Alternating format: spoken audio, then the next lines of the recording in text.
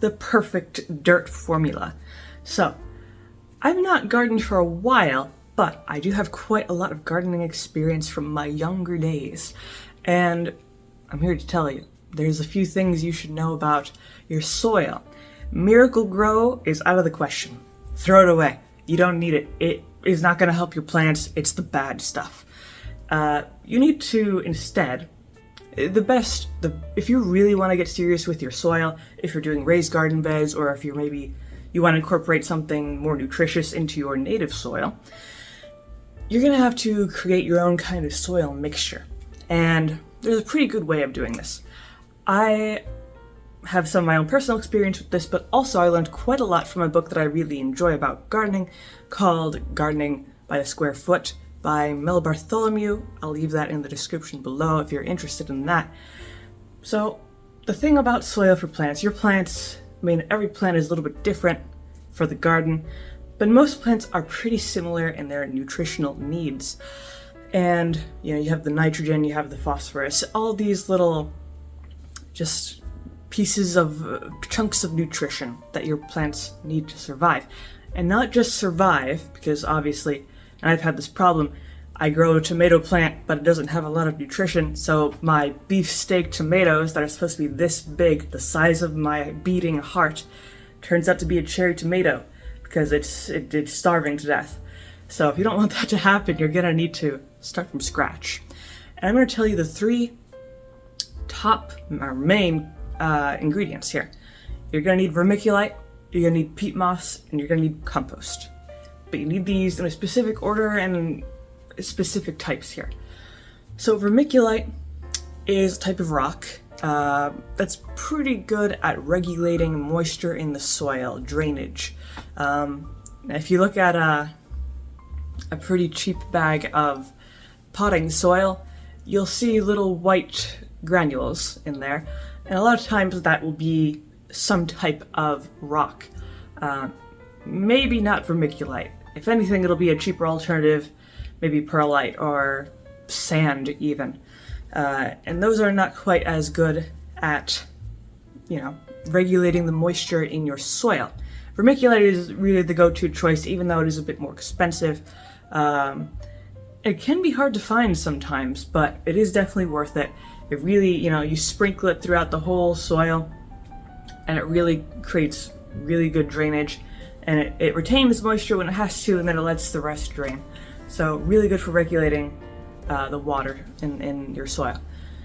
Then, obviously your whole soil isn't going to be just a pile of vermiculite, so you need to add peat moss. Now peat moss, you can usually buy it in bales, just big squares of compacted peat moss, and you usually have to soak it to make it spread out, and then you just do what you want with it. I have never bought a bale of peat moss because where I used to live, in the glorious plains of northern Ohio, there's just free peat moss on the ground. You just go into the forest where all the pine trees are, and it's all this just layers of pure organic matter out of the forest, and you just dig it up, and there it is. You have your peat moss for your garden. If you don't have a forest you can go into and take your free peat moss, you're gonna have to buy it. I don't think it's that expensive, but it is an important component. It has a lot of nutritional value for your plants. Like I said, it's these layers of just pure organic matter that will eventually continue to decompose and just become even more nutritious for your plants. Plus, it's also good just for the overall body and space of your soil. Then, once you have your peat moss, whether you get it from your free forest or you get it from Home Depot, then you have to move on to the final step, arguably the most important step, which is the compost. So, again, a lot of very cheap potting soil you can buy will say, oh, we have some compost mix in. Because compost is extremely nutritious, more nutritious than anything else out of the whole mixture. That's, it has nitrogen that the plants need, it has everything else that the plants need. And the problem with the potting soil is that either it doesn't have any compost at all, or it has very, very little compost and it's not high quality compost. the best compost you can get is the stuff that you make yourself. And I'll probably make a separate video about how to make compost yourself, but the main thing here is you're gonna need green matter and then brown dry plant matter. And green matter is like, leaves, your grass, your fresh branches that you just chop down, and then the brown stuff is stuff that's already dead, the dead pine needles, dead leaves, dry grass, twigs, things like that. And of course you could put in some of your kitchen scraps, some of them, not all of them, but basically either you can buy a compost bin yourself, or you could build just one on your own out of wood 2x4s, and just make a big square and throw everything into that pile. Then you have to let it sit for a while until it turns into actual compost. But if you can't do that, maybe you don't have the land for it, maybe you don't want to do it, or something, you can buy compost yourself. But for the best results, it's best not to just buy one type of compost, because there are different types. There's fungal compost, obviously from mushrooms. There's manure from cows. A good one that I always used to use, I forget what it's called, but it had a cow on the front. I think it was like a yellow cow printed on the front of the bag. Then the other ones are obviously plant compost and things like that. Oh, then there's also worm compost. That is really nice, also called the worm castings. Basically just whatever the worms leave behind after they eat a bunch of stuff.